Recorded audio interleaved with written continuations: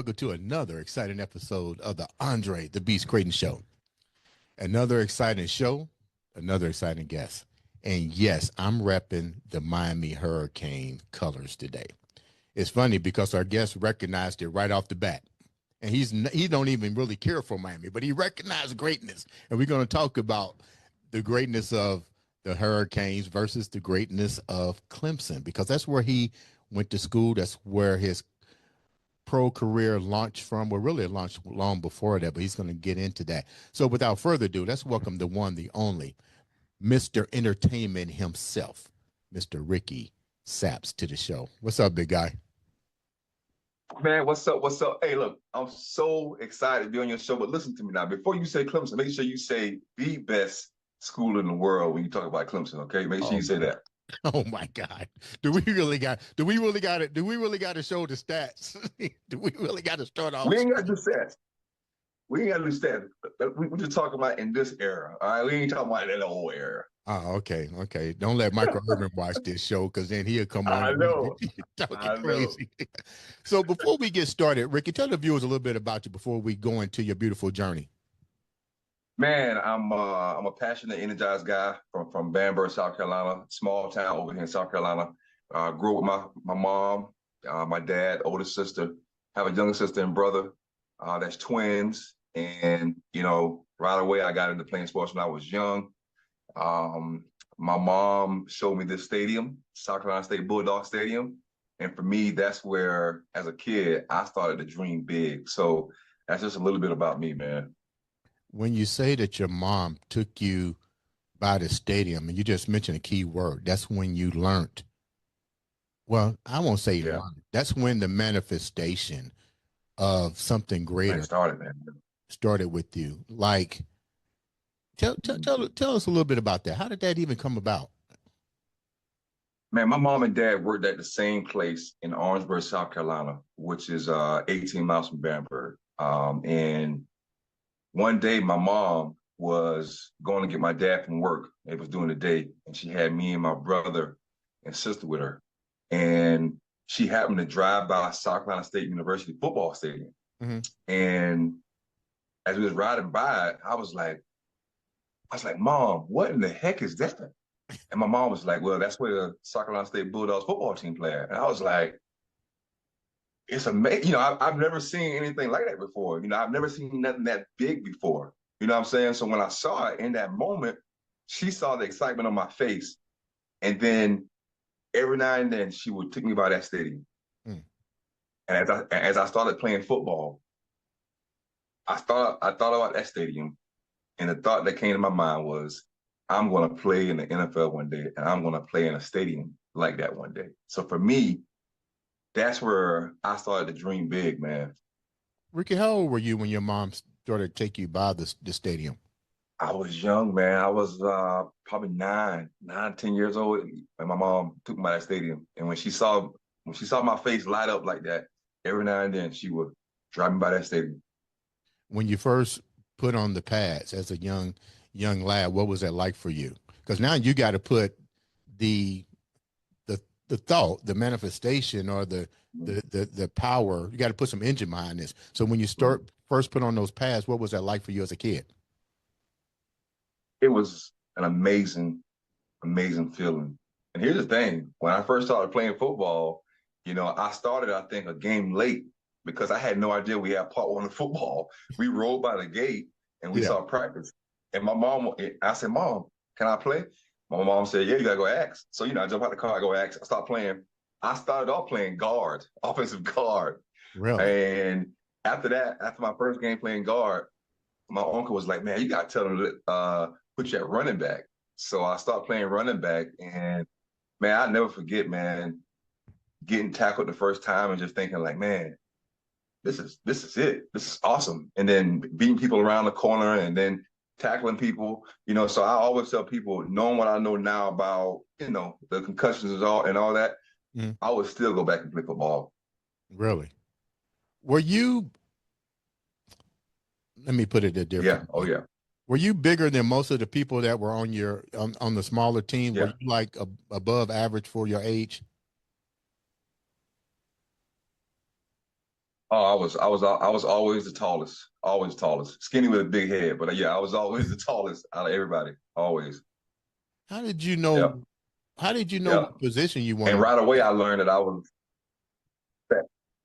How did you know what position you wanted to play? Because And I did, man. Honestly, what was that, Ricky? I didn't know. Yeah. You said what now?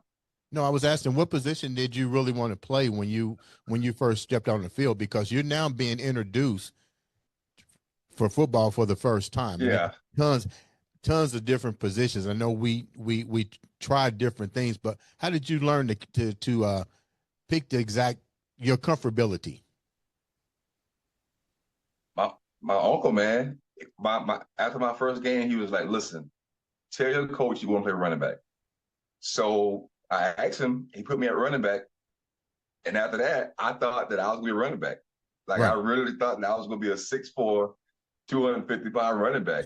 So, of course, when I got into middle school, I played DN, but I played running back all the way up until I got to high school. So I thought running back was going to be my position. But then I get in high school, of course, it was like, no, you could be a DN. And then they tried to make me a receiver, but I couldn't catch. But I did return kickoffs in high school. I did do wait a that. minute. You can't catch.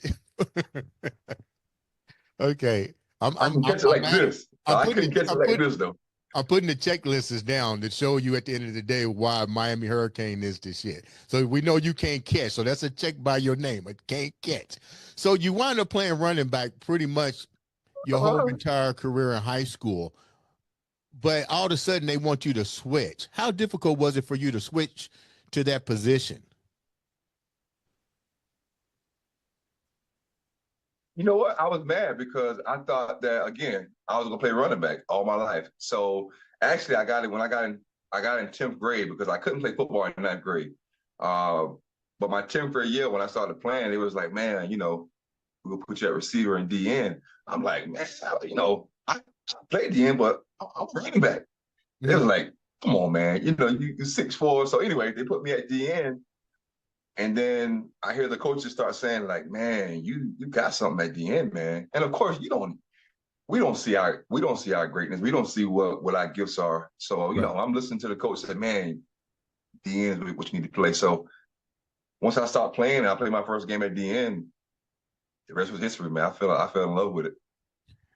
What was so spectacular about playing DN versus running back? Because we're going to keep moving with this, but what was so different for you and what was so electrifying? Was it the fact that the coaches saw potential in you that you didn't see, because you saw what you can do at the running back position, but now it's elevated to something even more greatness for you? Man, when I put my helmet on my 10th grade year and played in my first high school football game, and I remember, making my first play or hitting the quarterback. I'm gonna be honest with you, man. It felt like I could be anybody I wanted to be. Like it felt like I could be a superhero. Like the energy and passion that I had was just unbelievable, man. And like the crowd noise to me went silent, Yeah. and I just was a whole different person. So for me, it it took off, and that's how I knew, like, all right, I'm playing the right position, man. I love this. I'm passionate about it. I'm talking trash, doing all that good stuff because Yeah. off the field I was like that. I was a quiet kid, so I knew that I was playing the right position when that happened. I'm gonna tell you a little story. I started Yeah. out playing 114 pounds, played wide receiver, a little bit of tailback. I hate getting hit. When I went to semi-pro, I was like, they was like, why don't you play punt returner? Play punt return and got. I was small, so people would literally just pick me up and throw me out of bounds, like literally Yeah. just come out of bounds. Yeah. When I switched to corner and safety because I was fast and got the chance to hit somebody, oh my God. Different, right? I was like, oh, I don't have to get hit, but I can hit somebody hard as I want to. Oh, let's switch the positions here with ease. What was that like for you now that you're now the punisher? You was getting punished at a running back's position, but now Yeah, you really get to hit somebody. What was that like for you? man, I love it, man. And playing DN, the one thing I love was that I was fast, man. I was fast. So in my mind, I was like, the faster I can get to this guy, the faster I can end the play, the faster I get behind the line of scrimmage, the faster I get to this guy. So for me, it was all about how fast can I get to this guy. And Mhm. I loved it. It's kind of like playing backyard football. Like I didn't want to at that point, I didn't want to run the ball. I wanted to catch you. I want you to feel me, and I was going to talk trash. So it was an amazing, amazing feeling to know that every game I suited up, I was going to be chasing that quarterback. I was going to be chasing that running back. I was going to be trying to beat that offensive tackle. So for me, that's what it was, man. You wind up in this position. Now you're getting ready to go off to college. Yeah, Did you yeah. really think what do you think was an impact for the coaches in college to look at you to get you to a D1 school? Because You you went know, from running back and mm, I know they got that game footage, but now oh you yeah. you're mastering this position. What was it that you felt that the D1 schools were looking at you that made you such a high priority on their list? My ceiling, because they looked at, I had a high ceiling because I was 6'4", about 225 pounds. I was fast, man. I was running like a 4.3, 4.4 in high school. So they saw the potential. They Mhm. saw me playing DN. They saw how fast I was getting off that edge. So they saw the potential in me to be able to come in and be an impact player. So I think that's what caught their attention, man. This 6'4", 225, 230-pound guy. We lied in high school, so I was 225. But I was 6'4". I'm 6'4", about almost 225, running that fast, man. That's what I think caught their attention. You know, What were you lacking in your high school development before you got to size, college? size, man, size. Believe it or not, when I got to Clemson, man, when we had our first weigh-in, I was 205. They had DBs that was bigger than me when I got to Clemson. My freshman year at Clemson, I played at 225, man. So some games I got my behind tossed around a little bit. So the main thing that I was liking was size, and I had to put on size my sophomore year at Clemson. That's so funny because I had the same problem Yeah, when I went to college, man. It was like you're not big enough. That was almost like a Herschel Walker. I had the ability to play the mm, multiple sports, but I didn't have the size. And you know what was even more tripped out? I've never lifted weights in school. I wow. actually got a F in weightlifting.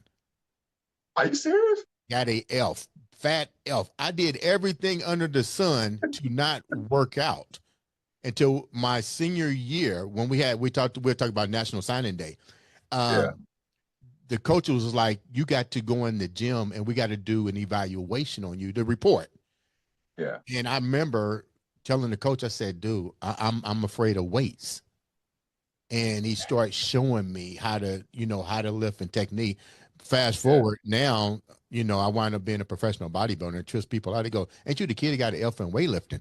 But go back to what you just said, it always boils down to that size when you're getting ready to transfer into college. You can have all the attributes, but size really does play a major difference. Oh yeah, 100%, 100%. So Yeah, what were some of the schools that came after you your senior year to go to, and why did you pick Clemson? man. I was blessed, man, because I had every D1 offer, man. I had over 50 Division I offers. Some of the main schools that I remember coming to my school were Tennessee when they had Farmer, um, Florida. Man, I talked to the late Pete, the Penn State coach. Was it Pete Carroll? What was his name? Um, I know Oh you're talking man, about the guy with the yeah, glasses. yeah. But I remember talking to him on the phone. I remember his coaches coming to my school. I remember Oklahoma coming all the way to Banbury, South Carolina, Georgia all coming. Florida State, all these schools coming. So. Um, my top schools, man, I grew up a Florida State fan. believe it or not. I grew up liking Florida State because of my cousin. He loved Florida State, so I started watching, and I was like, man, I like Florida State. So of course, when it came down to recruiting, I was like, yeah, Florida State will be definitely my top three. What ended up happening was I Wait a went to minute. Clemson. Hold down a minute. Don't try to I know weasel out of this conversation now. I know you Who gonna was say your something like that. yeah, who was your top five? You mentioned all these other ones, but who was your top five? Man, my top five was Clemson, Florida State, Georgia, LSU, and man, who was the other team? Definitely was Miami. Florida. Florida was definitely a top. I think I'm a top five. Yeah, Wait a minute. You said it definitely. definitely wasn't Miami. Okay, why? Yeah, Why? I Why? never even. You know what? And it's crazy because I never even really thought about Miami like that. And they sent letters and offered me a full scholarship, but I don't know. I guess because I was a Florida State guy, man. I was like, man, Okay, I we can't can rock, ready to end this. We can end this show right now. I can't rock with Miami, man. I like Florida State, man. So what was so spectacular about Clemson? Because let's get real. During that time era, Clemson Yeah, wasn't exactly a school no, that no, when you compared it to a Florida State, when you compare it to a Joe Paterno, that's his name, Joe Paterno, a that's Penn the name. Yeah. State. I'm surprised you didn't mention Notre Dame. I'm gonna be very honest. I'm gonna be very honest with you. When they called and offered me a full scholarship, my head coach told him, he said, "Man, he ain't that strong in the classroom, man. I know y'all really strong over there about grades and all that stuff." So they offered me a full scholarship, but never really looked into it like that. Okay. But I remember my coach saying something like that, like, "Man, I don't know about going over there, education," and so yeah, that's what my head coach told me Notre Dame. So you wind up choosing Clemson. I mean, like, did you feel you can make a major impact as soon as you got on the field with them, or what was it? Because, like I just said, Clemson wasn't exactly a powerhouse. I don't think they became a powerhouse until they had Donovan McNabb. Well, I'm gonna say this to you. I didn't even think about Hold on a Clemson. minute. What are you looking at me like that for? Donovan McNabb did play for Clemson. No, he didn't play Clemson. He played No, he at didn't. Who did he Syracuse. play for? Syracuse. Syracuse. Syracuse. Who was the Yeah, quarterback that Syracuse. played with Donovan that played with Clemson besides Deshaun Watson? They had a good quarterback. So you're talking about Taj Boyd. So That's what I'm Taj talking about. Boyd was, yep. Okay, Taj you got Boyd me on and that one, dude. yeah, and then Deshaun Watson, then Trevor Lawrence. Yeah. Okay. Okay. Before that though, Homer Jordan won the first championship we had. He was a black quarterback here in 1981. But when I first started the recruiting process, I wasn't even thinking about Clemson. I dang sure wasn't thinking about that school in Columbia, the Gamecocks. I was thinking about all the other big schools, Florida State, Virginia Tech and stuff like that. But this is what my head coach said. He said, look, we have to look at the in-state schools. You're from South Carolina, so let's at least look at them. I ended up going to Clemson, and I was like, okay. The Gamecocks, I didn't care for them because I'm from the country, so I didn't want to be in the city. I didn't like the city. Mm-hmm. I went to Clemson, and I was like, man, I kind of like it. So I ended up making, Clemson in my top five. But in my mind, I was like, I'm going to Florida State. But I kept going back to Clemson, and every time I went back to Clemson, I was like, man, I feel something when I go to the school. So when it came down to it, when they told me, it was like, well, Florida State is like 5 hours. I forgot how they said it was maybe 5.5 hours away or something like that, maybe Mm-hmm. farther. And I was like, I ain't trying to have my mom and dad have to travel that far. So Right. I said, man, so I remember telling my coach, I said, take me back to Clemson, man. I want to go back and visit one more time. I came back to Clemson and I committed. And that was at the end of my junior year. I committed, and it was the best decision I made, man. It was just something about this place that just kept hitting my spirit, kept hitting my heart. And if you got some people that's Clemson fans, they'll know what I mean when I say this. They always say there's something in the hills here, and it's just a special vibe here, man. It's family oriented, which I'm sure is like that in Miami. Mm-hmm. But it's just a family and environment, passionate fans. And when you hear, you just feel the love and the energy, man. So I kept coming back, and that's how I chose Clemson, man, It's over funny Florida you State. it's funny you said that because I was telling you about my buddy that went to Clemson. He was Von Mm. Kirkland's roommate, which was Terry Smith, and they That's both shared crazy. the same thing with me. That is something about Clemson when you go through that tunnel, when you on that field, Something it's about just it. a different type of energy that those guys go through when they're out there. Um, my question, let's go back a little bit. Yeah, yeah, South Carolina Gamecocks. yeah. Our quarterback in high school Tina Columbia. went to South Carolina Gamecocks, Chris Norman. He actually was our quarterback in high school. He goes to South Carolina Gamecocks. They convert him from a quarterback to a punter. He winds up going to the NFL as a punter from South Carolina Wow, Gamecocks. Yeah. crazy.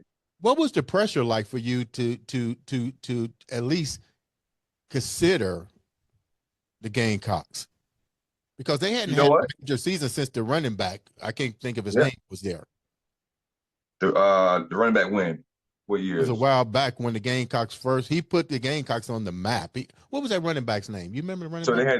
They had Demetrius Summers, they had Corey Boyd. I think Demetrius Summers was probably the one. Oh, Derek Watson was Go, he was a really good running back there go too. further. Go further back. Go further back.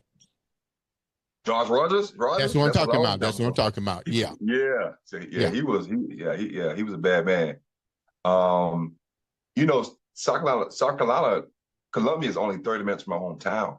Right. So you talking about pressure, like, hey man, and you know, I was a 5-star recruit. I became the #1 player in the state of South Carolina. So you talking about pressure. Everybody was like, man, look, man, the Gamecocks are literally 30 minutes away. You know, you why not go there? But for me, again, it was I didn't care about the city, and it was something in these hills over here, man, that was just pulling on my spirit and my heart, man. Now that you look back, we're gonna move forward with your career. Now that you look back, Mm-hmm. do you do you wish there was anything you would have did different? Because let's get real. Mm-hmm. If, and that's always an if Yeah, you yeah. had went to the Gamecocks, could you have been one of the individual instruments that put them on the map?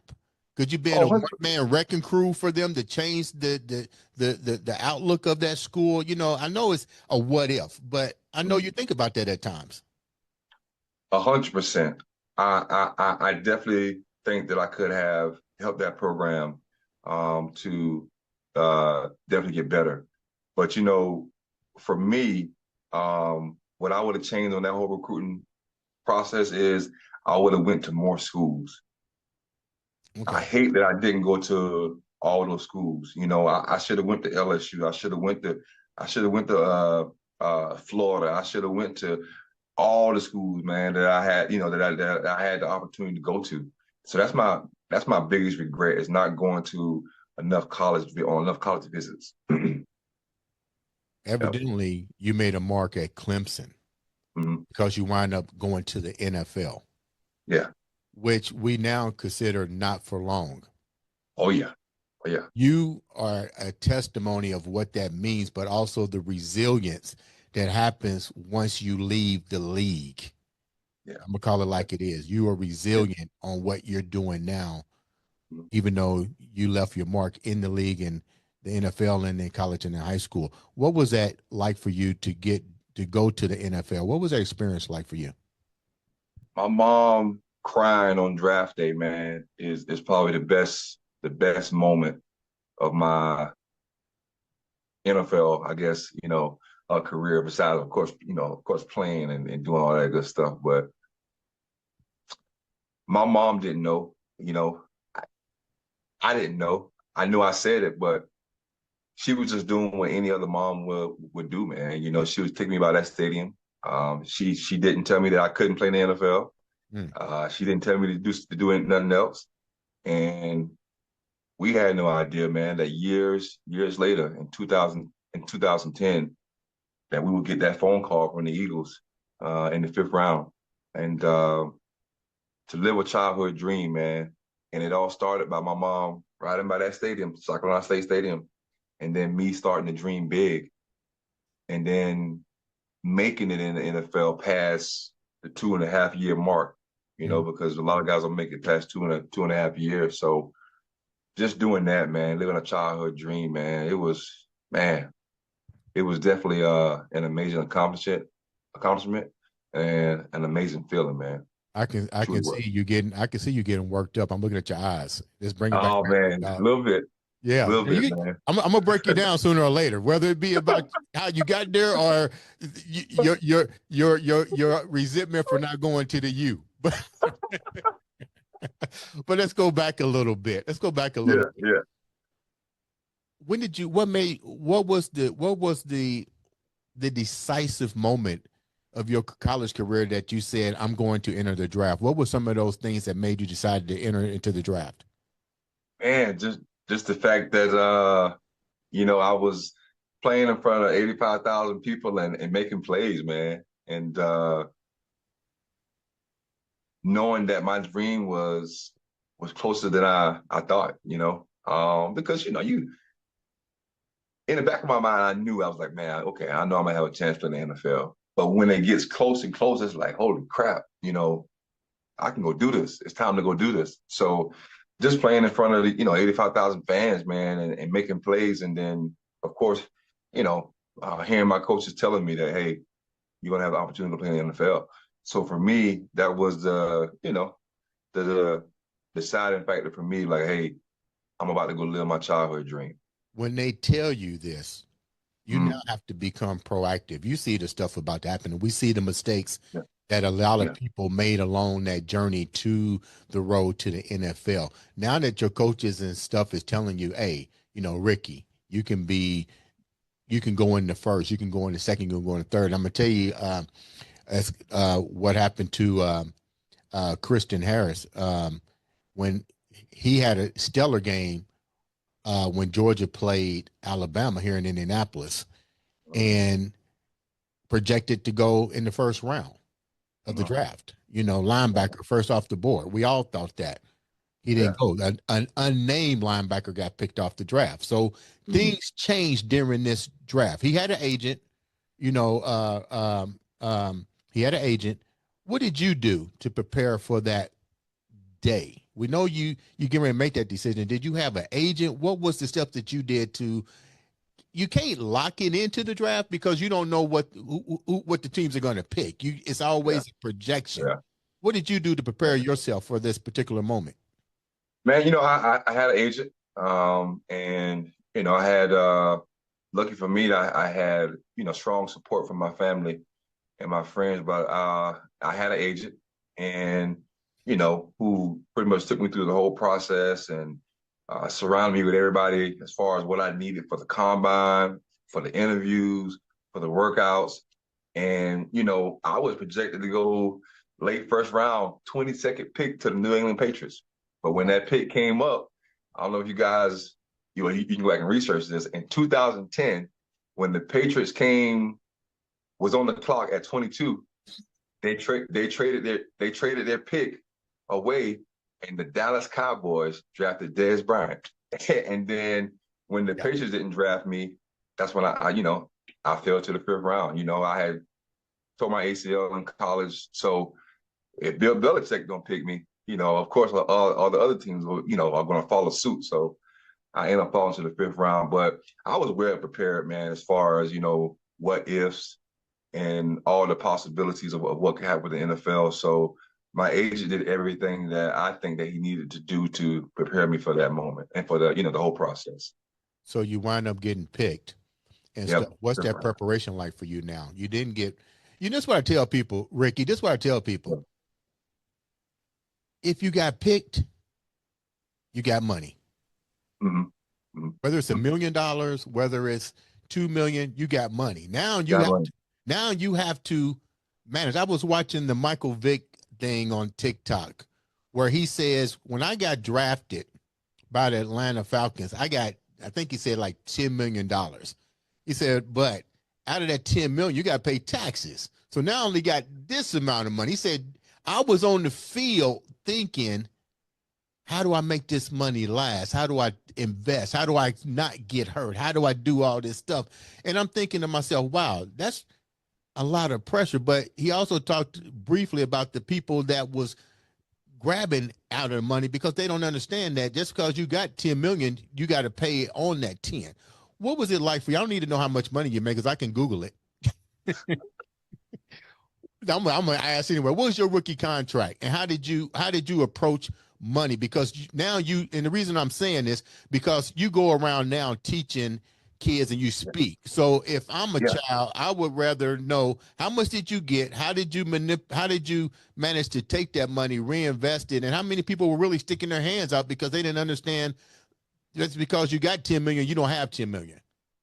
It's crazy, man, because I heard the stories about how how everybody was going to be asking for money, man. After I got drafted, I got a phone call from somebody that I never expected to get a phone call from. And, I won't mention them, but I got a phone call from them and it just blew my mind.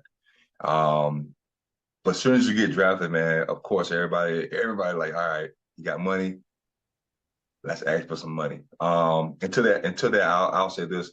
My mom did a really great job of protecting me from that because I didn't answer the phone for nobody really, truly. And people would try to go through my mom, and my mom would shut them down. Even my sisters and brothers, I would get mad at my mom because stuff would be happening where they would need some, money. My mom wouldn't tell me, and I would have to find out through other family members. And I was like, Mom, why would you do that? When it comes to family and you, why would you do that? But my mom was like, look, I'm not gonna bother you like that. I'm not gonna do that. So I gotta give kudos to my mom. My mom did a really good job of kind of protecting me from that. If it was something, serious, a family member came to her, she'd be like, hey, she would call me first and say, hey, how do you feel about talking to such and such? So my mom did a great job of that. But I got drafted in the 5th round. My contract was worth, I think, $4.5 million. I think my signing bonus was, oh man, 1.3 million. Maybe a couple hundred, maybe 300, 500 grand, something like that. But after taxes, I think I only had maybe like 200K, something like that. Yeah. As far as signing bonus. But when you never had any kind of money, that was a lot of money, man. It was a lot of money. So I think that was the range in my first contract when I got drafted. Yeah. When you got that phone call, you don't have to say who it was. I'm just trying to shed some light. You evidently knew this person or had some deep connection to this person. How did you, first of all, what went through your mind? You don't have to say who it was. What went through your mind? How emotional impact was it for you?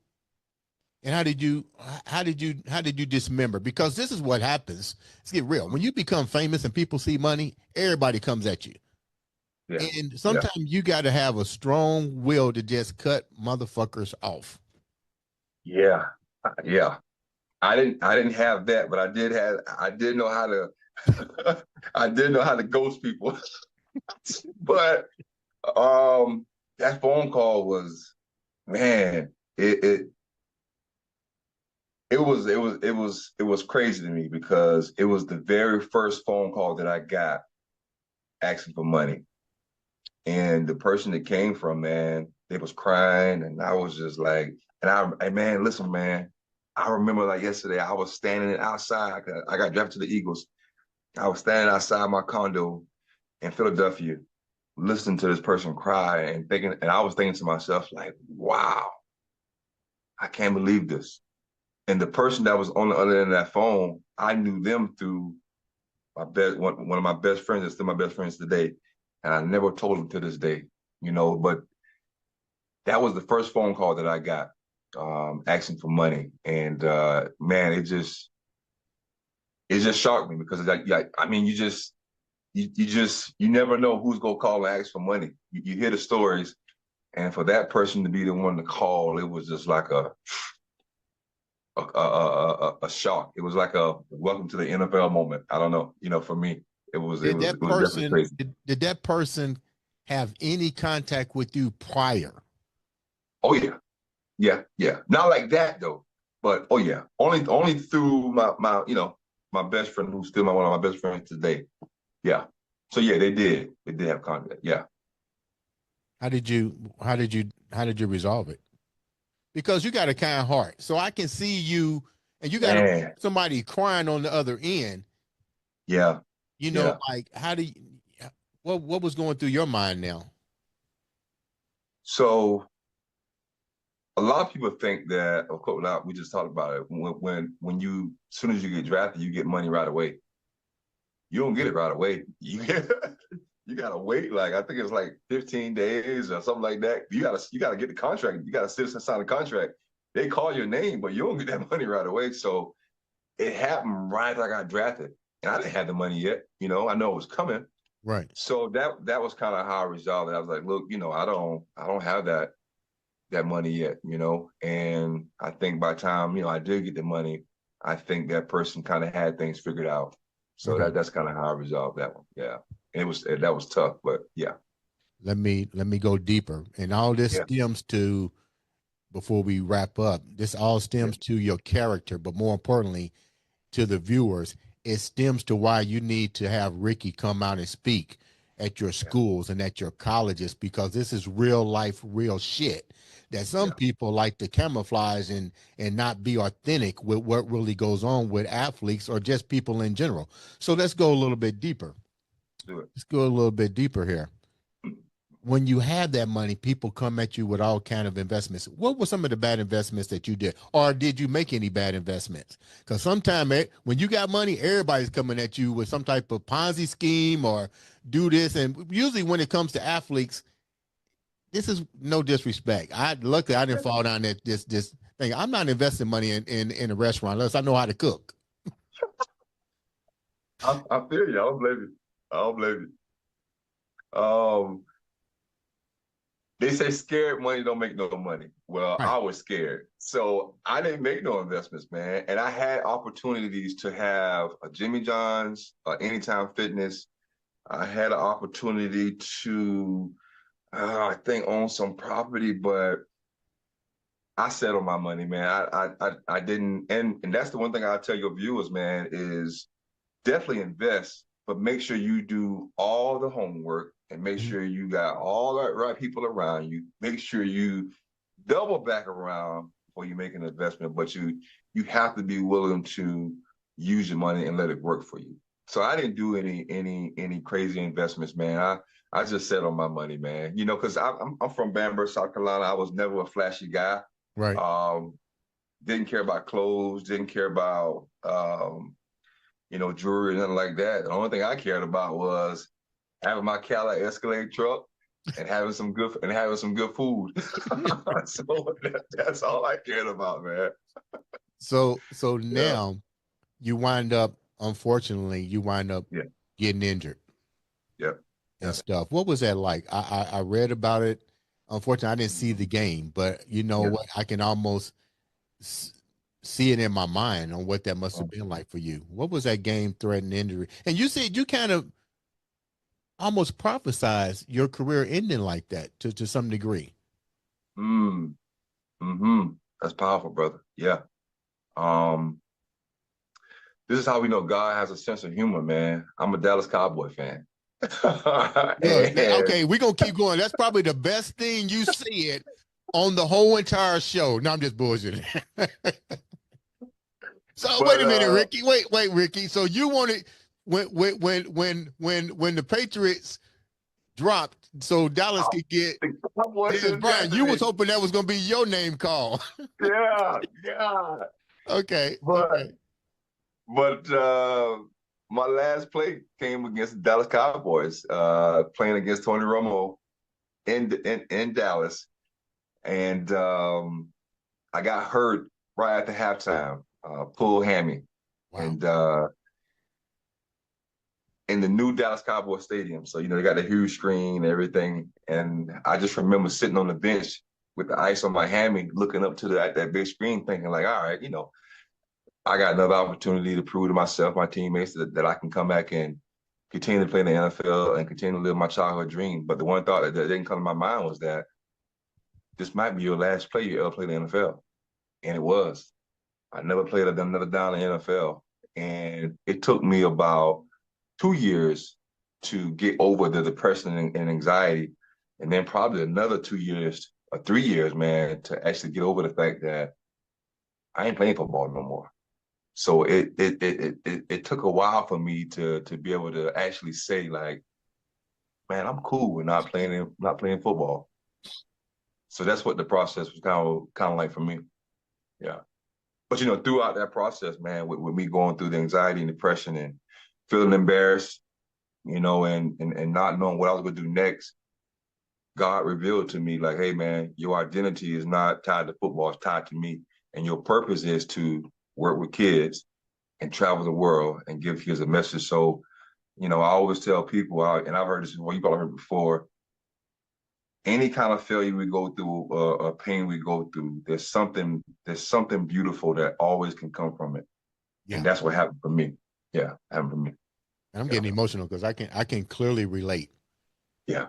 A hamstring during the Olympic trials put me out. Mm. And all I knew at the time was running, because that was my scholarship. Even though I played football, I was like, I've never had an injury. Yeah. And I'm like, what do I do now? And Yeah. the universe opened another door. I walked in for rehab, and the guy was a bodybuilder. He was like, hey, you ever thought about bodybuilding? I said, what the fuck is that? Amazing, He's like, man.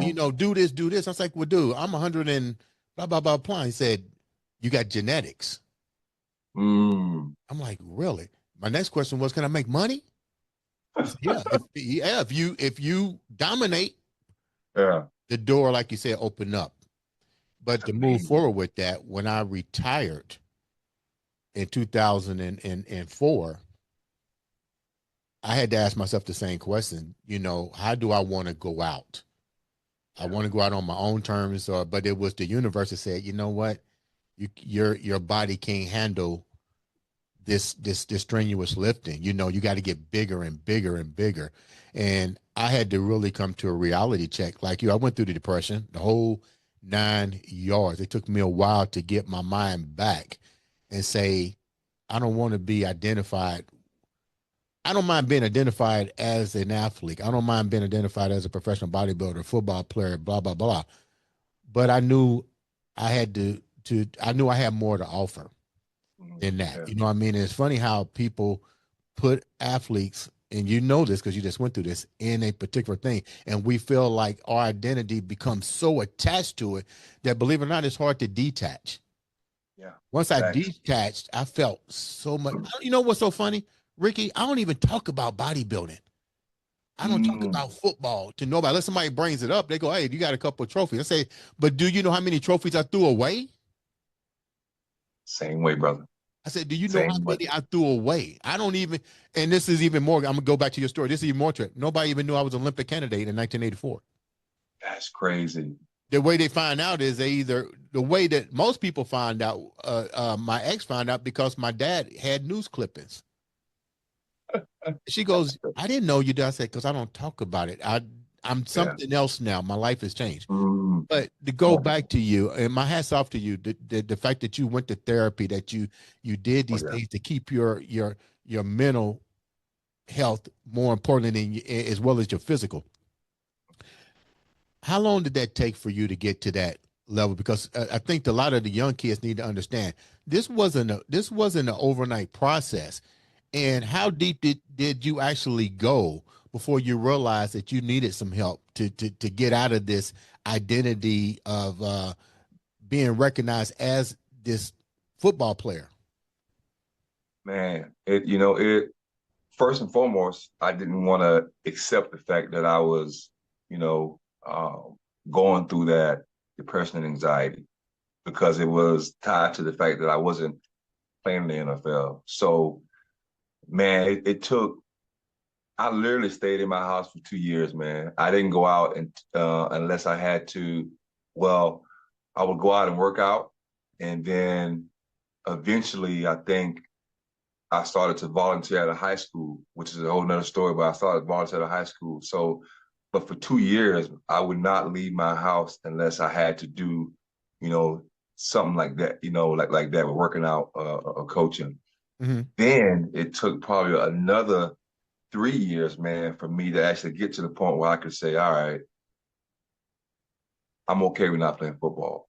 But then in 2020 and before 2020, every now and then I still, had some. I would go through some moments where I would be depressed. I would go through some anxiety, and this is how God worked, man. 2020 comes, and of course, unfortunately, COVID happens, and the Yeah. world shut down. And right before the world shut down, I think 3 days before the world shut down, this guy hit me up and he was like, "Hey, man, I know you dealt with anxiety and depression before. There's a place where a lot of professional athletes go to that your NFL insurance would pay for you to, get some help." And I was like, "Man, I ain't trying to do all that." Right. The world, the COVID started happening. And I was like, "All right, man, I'll go." I go to this place in California, man, and that's where I started to learn so much about me, man. I started to learn that I'm supposed to be in nature. I started to learn that I love arts and craft. I started to learn about who I am, man. I started to learn about some of my other gifts and talents that I have. So it took me, man, man, I guess almost 10 years for me to actually get to the point where I could say that, okay, you know what? I'm good mentally, and now I know who I am. I know what I like. I know what I'm supposed to be doing. Mhm. Let's go that way. It's a two-part question, Ricky. Let's go back a little Yeah, bit. And hey, first of all, thank you for coming on, sharing such a great story, man. Because yeah, you're, sure. you're a brother that's clearly transparent about your story, and I like that. Yeah, And that's good for kids, the youth, to yeah. see the transparency here. But let's go back a little bit. During this therapy session, you realized that you had other gifts. How much of those gifts were actually locked inside of you? Mm, Let me go back. Let me go back. yeah. Art, nature, all Mhm. of these things you had hidden in a closet. None of it ever wanted to come out during this elevation of football. Football was my identity. When I came to Clemson, I can't lie to you, Andre. I can't lie to you. When I came to Clemson on one of my visits, my recruiting coach, Coach Ron West, he pointed to the mountain because you can see the mountains from Clemson because we surround by mountains. He pointed to the mountains. He was like, "Man, that were the mountains right there." And in my mind, I was like, "Man, I don't care about no mountains. I can care less about mountains." Right. So I ignored the fact, 4 years at Clemson, I ignored the fact that I was surrounded by nature. Wow. Oftentimes, as human beings, we don't listen to our spirit, man. Right. And I'm willing to bet all those times I was in nature, my spirit was trying to tell me, like, "Hey, man, you need to be in nature more. Hey, man, you need to be hiking." I was always a person that learned by seeing things. Mhm. I'm a visual learner. Right in that moment, I should have known, like, man, you know what? I love looking at stuff. So, like, let me get into some arts and craft. But I go to this place and in California, man, I don't know if when I go to California, I don't think about mountains, man. I'm in California. I'm in California. I'm looking, I'm like, California's surrounded by mountains, man. Like what? Yeah. I never thought about that. So I'm in California and at this place, they took me hiking. And I remember feeling like a little kid in a candy store, man. Really. I was like, what the heck is this? And then you might laugh, but I always thought about coloring. I was like, man, I would love to color. One day I'm sitting in a therapy session and the therapist said something about no, she picked up a coloring book and was about to move it. And I said, yo, can I get that? And when I say she jumped so quick to hand it to me, she was like, yeah, here, take it, Right. take it. And I was like, all right. And when I took that coloring book, man, and started coloring arts and craft, man. And then what ended up happening was I was hiking one day in California, and this other guy started playing jazz music, and I was like, "What is that?" So then So now, like, all right, when I hike, I'm listening to jazz music.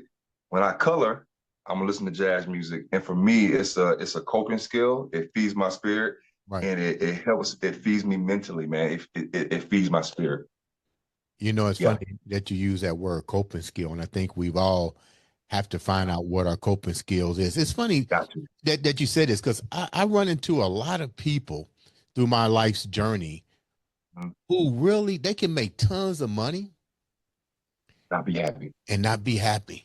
I'll be happy. And you know what I say to them? Why ain't you happy? And the number one thing, they're afraid to fail. And I'm like, you know how many times I fucking failed Yeah, yeah, and got up? yeah. You have to see the bigger picture. But more importantly, I asked them this question: what's your purpose?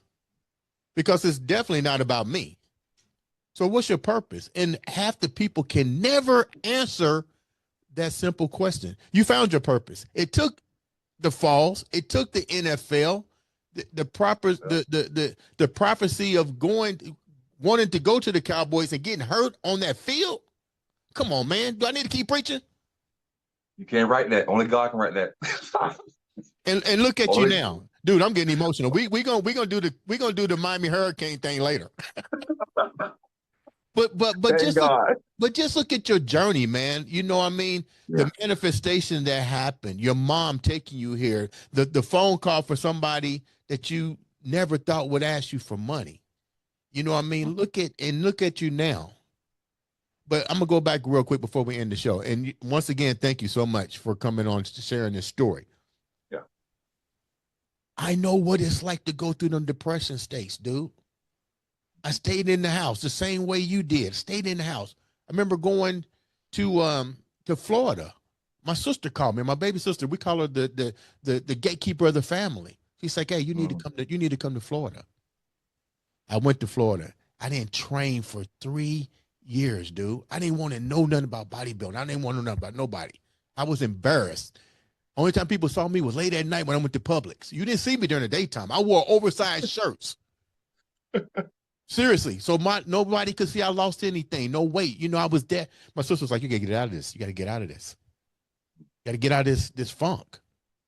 And when I was able to get out of it, it was the greatest thing because I realized at the end I was attaching myself to what people were recognizing me as the beast, dude that goes on the stage and kick ass. But the deal was when I did not place in my first show ever, dude, I did a Deion Sanders. I was going to take my Porsche and run off the fucking road in Cincinnati. My friend Felicia called me and said, "Cool, what's up?" I said, "Felicia, I didn't win."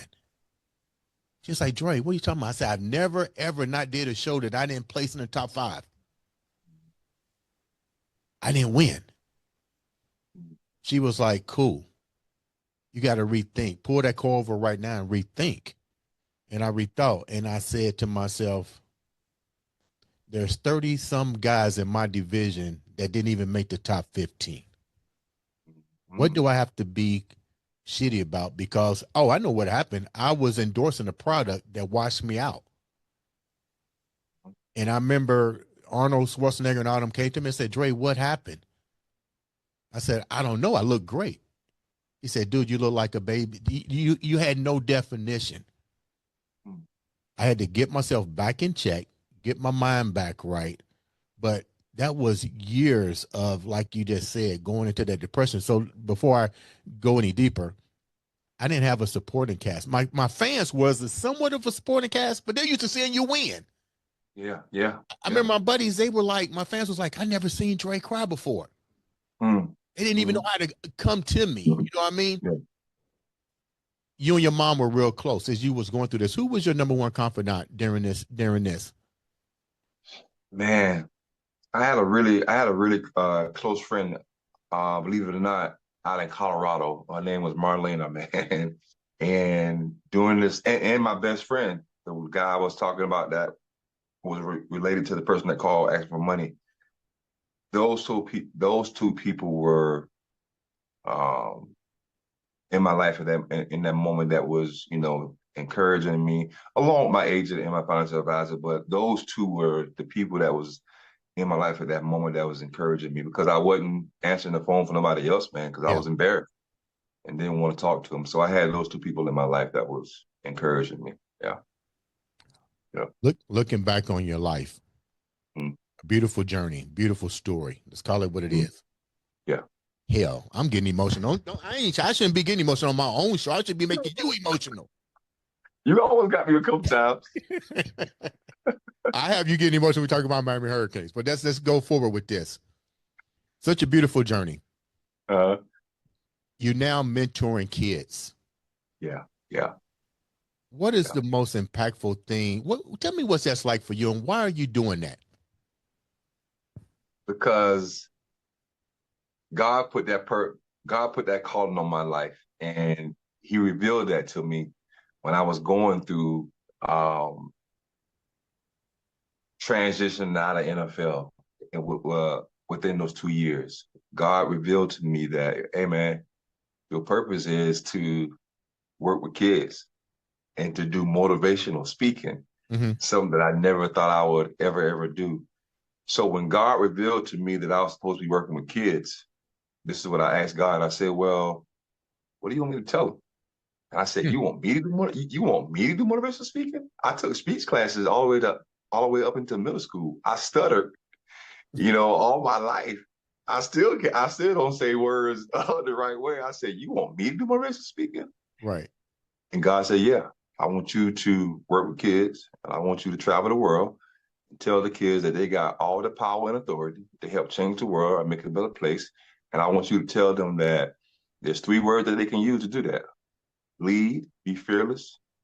And the last one is the one that you started to do when you saw that stadium, South Carolina State Stadium, and that's dream big. Mm. And for me, man, when I figured out my purpose, man, I told God, I said, hell yeah, let's go. Let's go. I do it. I do it.